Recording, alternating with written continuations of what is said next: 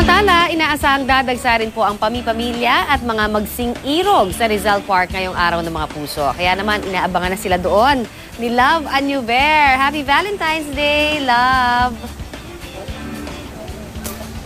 Happy Valentine's Day, Connie! At pati na rin sa yung was-sweet at sweetheart. At syempre nako, let me have this opportunity na rin to greet my husband a happy Valentine's Day. And at the same time, birthday po kasi niya, kaya special ngayong araw na ito. Anyways, mga kapuso, tama si Connie, talagang dinadagsa itong Luneta Park.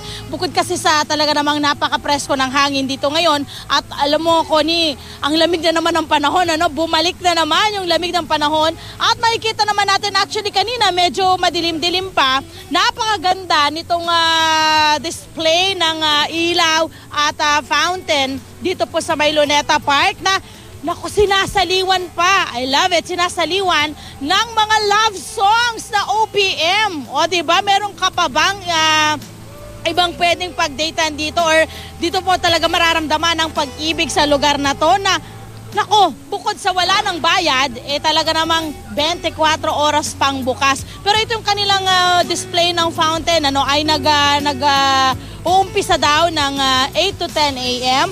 At sa gabi naman ay alas 8 ng gabi hanggang alas 10 ng gabi. Okay, ngayon para po ipaliwanag pa sa atin kung ano pa yung pwedeng gawin ng ating mga magsing-irog, mga mag-aasawa dyan, mag-boyfriend, mag-girlfriend. Dito sa Luneta, makakasama po natin ang spokesperson ng National Parks Development Committee na si Mr.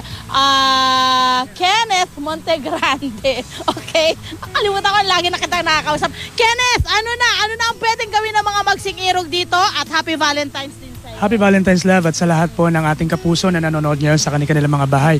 Well, gaya nga na nasabi mo, dito ngayon sa Rizal Park, buong araw tayo magiging masaya dito, ang ating mga kapuso magiging masaya dito dahil ang National Parks Development Committee po sa pangunguna po ng aming Executive Director na si Architect Elizabeth Espino, tayo po ay naghanda ng isang event dito para sa bawat kapuso natin na isa-celebrate niya ang kanilang Valentine's Day o Araw ng mga Puso dito sa Rizal. Ano ba yun? May concert ba yan? May libreng pakain ba kayo? May ganun talaga yan? Tama po yan. Dito ay gagawin nating espesyal ang kanilang araw hanggang mamayang gabi. Dito po ay meron tayong free concert dito sa ating open air auditorium kung saan tatampukan po ng iba't ibang banda dito sa ating bansa. And at the same time, on the side of this event, meron din tayo mga booth dito sa paligid ng ating musical dancing fountain.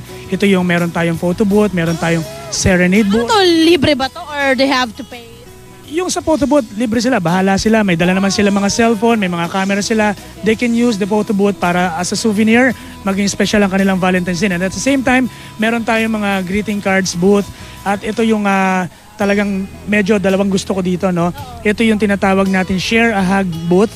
Ay, may ganun, Share a Hug! Parang carnival lang sa mga high school. Pwede nating i-share yung hug natin sa kapwa natin. And at the same time, yung ating tinatawag na Freedom Wall. Inihanda po natin yung Freedom Wall dito kung saan pwede nating malaya tayong ihayag or isulat yung mensahe natin sa ating mga kapuso, no? So dito kung may kaaway ka, eto gamitin natin pagkakataon itong Rizal Park para magkabati kayo. Pwede nating magmensahe sa ating boyfriend, girlfriend, kapatid, kapamilya, kapuso, lahat na. So dito, gawin nating espesyal ang gabing ito, ang araw na ito para sa ating mga mahal sa buhay. Maraming salamat, Kenneth, and congratulations sa inyong event for today. At sana nga, I'm sure ngayon yung ating mga kapuso, no? Kasi inaasahan nga, ayon nga ni Kenneth, na mga siguro 30,000 ang pupunta ngayon para nga ipagdiwang itong Araw ng mga Puso dito po sa Luneta Park. Naku, libreng-libre. Punta na po kayo dito. Wala ho kayong gagastusin. Yan muna ang update namin mula dito sa Maynila. Balik sa'yo dyan, Connie. Maraming salamat, Love Anuver.